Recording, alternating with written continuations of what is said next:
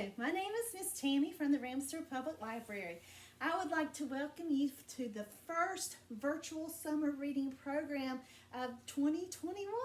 We're so excited that you're here.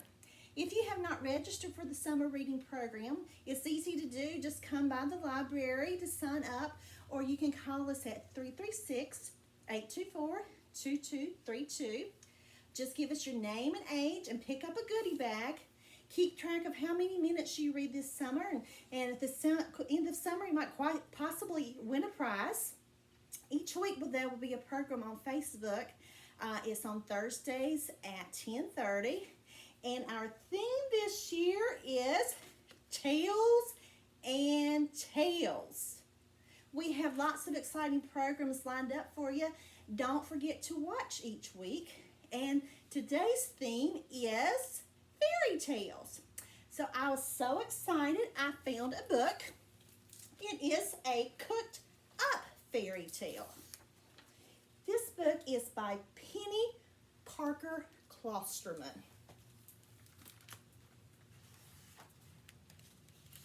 The publisher is Random House. Publishers, thank you for letting us read your book. And let's see what a cooked up fairy tale is all about. Although William lived in the magical land of fairy tales, he preferred pastries to princesses, kitchens to kingdoms, and recipes to the royal reporter.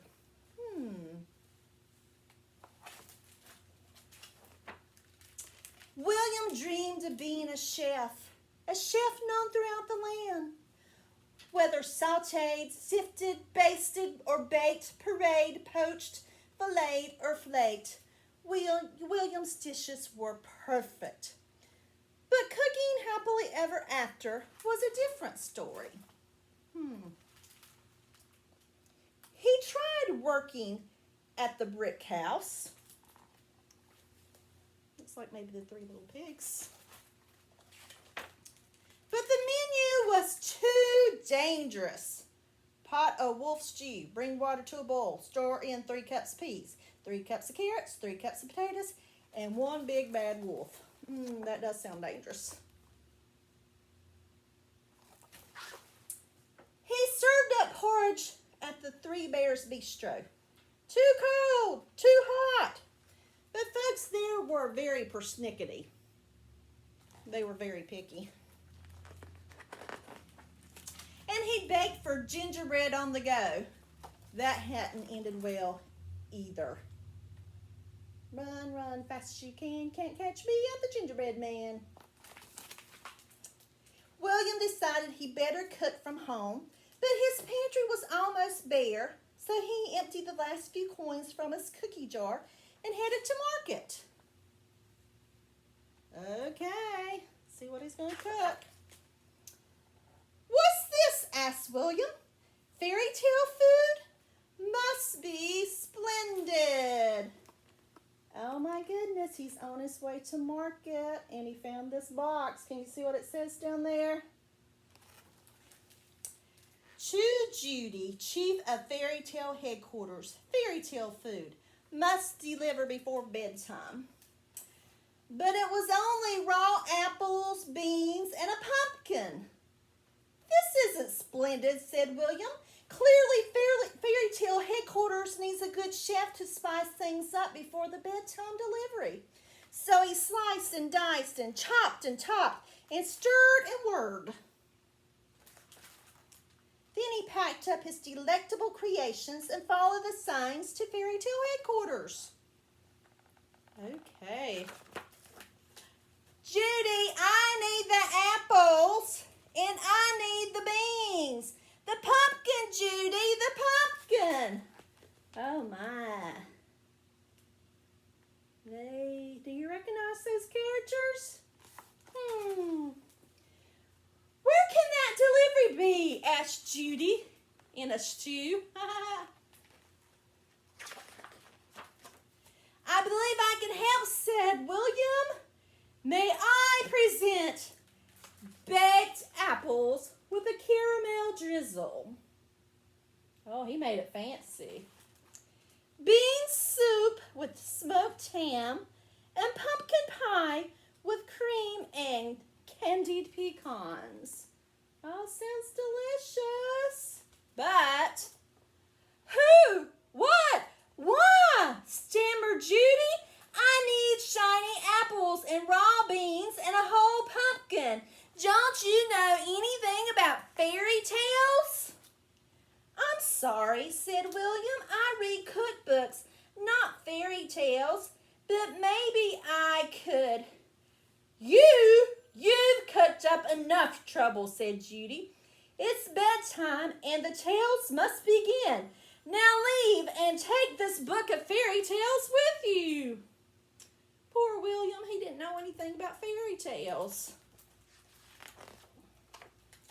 Poison apple, pumpkin beanstalk, pumpkin coach.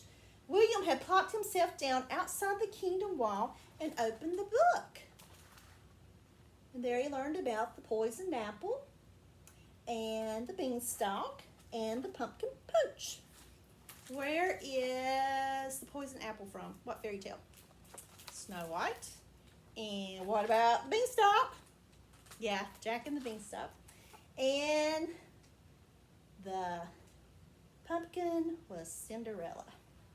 He rushed back to find Judy. Did I spoil the apple story? He blurted out. Snow White, actually, she loved your baked apples and ate every one. She was so stuffed that she fell into a deep sleep. Of course, this caused a stir with those 7 dwarfs. But then there was a passing prince and a kiss, so happily ever after. Thank goodness, said William. And the bean story? Oh, Jack and the Beanstalk. The giant said something like, fee-fi-fo-fum, I smell soup and I want me some. Oh, look at that giant. Jack was in a pickle, but he drove a hard bargain and traded the pot of soup for the giant's castle in the clouds. Another happily ever after. Cinderella? It's still unfolding. We'll find out together. Oh my goodness. All right, here we go. Oh no, said William. This is a recipe for a perfect disaster. Oh, look, the pumpkin coach. And a pumpkin pie coach. A pumpkin pie coach is kind of messy. Oh, then she slips and she flips and the shoe hits the prince in the head, whack, and then smack. The horse is eating the pumpkin pie. Scrumptious, said the prince, simply delicious. He took another bite and said, I vow to search all the land until I find the baker of this pie. Cinderella slumped in her puddle of pumpkin. This isn't happily ever after, sighed Judy. Oh no. Happily ever after, murmured William. He strode right into the fairy tale. Your Highness, I bake the pie, and I will bake your pies ever after. But may I suggest you can have your pie and princess too. Oh. The prince gazed at Cinderella. You're a feast for my eyes, he said. Would you care to dance? My, said Judy. It looks like you've cooked up another happy ending. And from that night forward, the prince and his princess ate like kings and queens, and William cooked happily ever after. Oh my goodness. And that is the end to a cooked up fairy tale. Did you like that book? I thought that was a really neat book, and I thought, after reading that book, that it would be a good idea if we cook something today. So I got to thinking about what we could cook or make, and I decided I would make one of my family's favorite recipes. And one of my family's favorite recipes, especially my husband, he loves dirt. Not dirt, but dirt cake. And so I thought we would make that today. I have all of our ingredients here. Our bowl. Now for dirt cake, you need Jell-O pudding, vanilla, the instant kind, and Oreos, crushed up, Cool Whip, and milk, and cream cheese. Can you run and get that out of the refrigerator for me, please? Okay, I left that in the refrigerator. My assistant's going to go around and get it for me. And while she is on her way to do that, I'm going to start our pudding. So the first thing that you do is open up your Jell-O pudding. Here we go, Jell-O pudding. And I use the big box. And there are lots of recipes, but this is my recipe that I use at home. And it calls for 1 cup of milk. So it's really easy to remember the ingredients. So mix that in there. And I whip it up.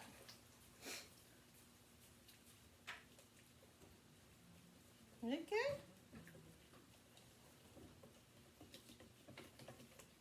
And mix, mix, mix. And it gets thick really fast because the pudding usually calls for a bigger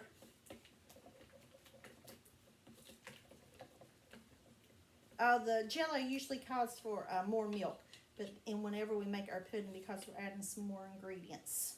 All right, while my cream cheese is coming, I'm gonna set that aside, and I have some crushed Oreos right here, and what we do for that is I have a dish, and I put half of the Oreos into the casserole dish. Okay, so I just pour them on the bottom.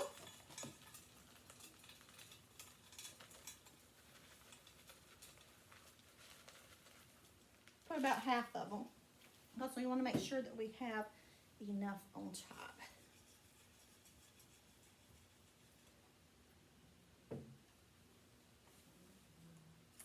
Okay, here comes the cream cheese. Both of them? All right, here we go. I'm going to show you what I normally use. I usually just use the brick. It calls for 8 ounces of this. But they have started making cream cheese that is already whipped up. So I like using this. So it's the same thing. They're both, you can both, this is 8 ounces and this was actually 12 ounces. So I'm not going to use all of it. But instead of having to beat up the cream cheese so much, I like to buy the whipped kind. It is a little more expensive though. That's the only drawback.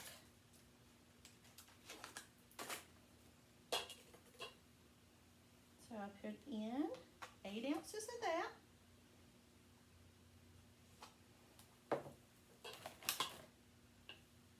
Okay. And you just stir that in there with it. And since it's already beat up, it mixes up really fast. Much easier. Of course, the other kind's not hard either. You just have to beat it with your mixer. And this one you don't have to beat with your mixer. And the next thing we add is Cool Whip. There's also 8 ounces of that. So just put that in there. And this is a cooking term that you use because you don't want to stir it up too much because it will get all the fluffiness out. So you just kind of fold. very gently stir it in there. I'm working on my folding.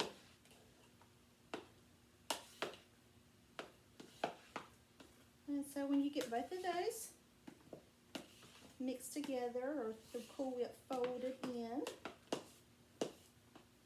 so you have cream cheese, pudding, milk, and Cool Whip. All right. Then, this is how Miss Tammy makes hers. I pour this on top of my Oreo crumbs in my dish. And pop that right on there.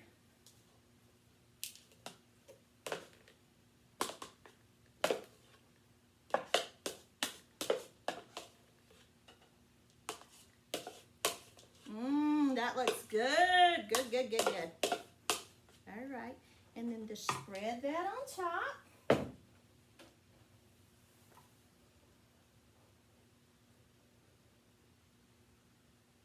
Just so.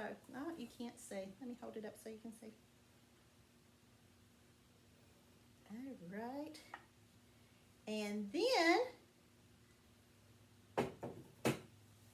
you take the rest of your Oreo crumbs and put them on top.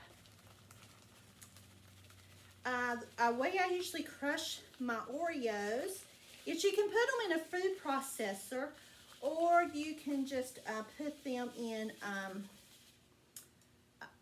you can put them in a gallon baggie and just squeeze them up, or very gently put a can over them and crush them.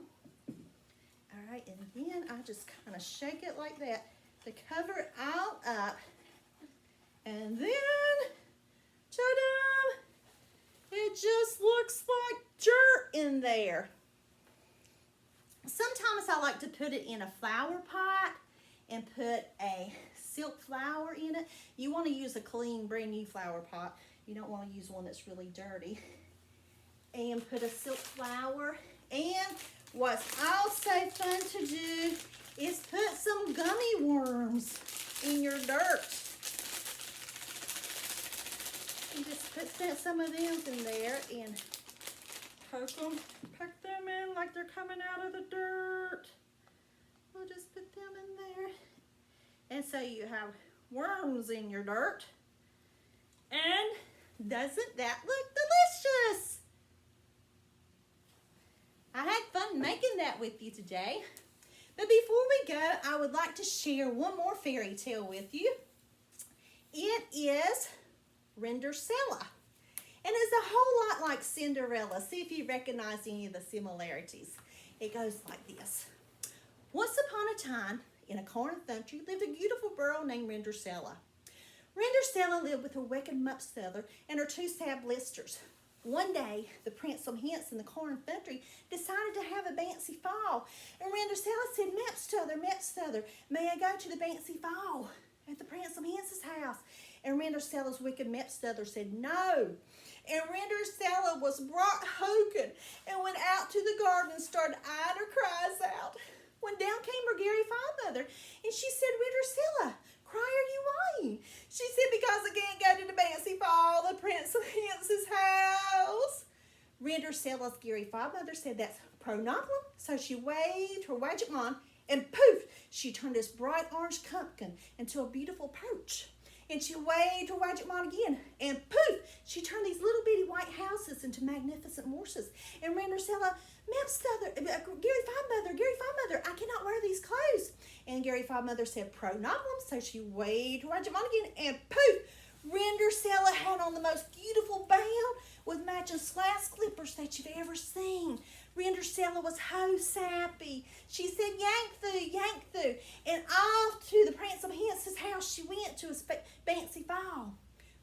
Whenever she got there, she saw the Prince of Hints, and he saw her, and they started dancing, and they started lolling the glove, and all of a sudden, the clock started striking midnight. Boing, boing, boing. And Ramseur's Gary Fondmother had told her that if she wasn't home by midnight, everything comes undone. And Ramseur said, I gotta get out of here. So she starts stunning down the rails. Right when she reached the bottom, she slopped her gripper. Oh no, I hate it when that happens. Well, the next day, the Prince of Hints went all around the corn country to see who had slopped their dripper at his fancy fall. And he went to Rendercella's house and he tried it on a wicked smith's other. It fitted it. He tried it on Rendercella's two sad blisters. It fitted it. He tried it on Rendercella and it fitted it. So they mock married and lived happily ever after. So the moral of the story is, if you're ever in a corn country and get invited to a fancy fall at the Prince of Hints' house, don't forget to slop your dripper. Thank y'all so much for coming today. I hope you had fun, and don't forget to come by the library or call us and register for the summer reading program. And don't forget to read. Bye-bye.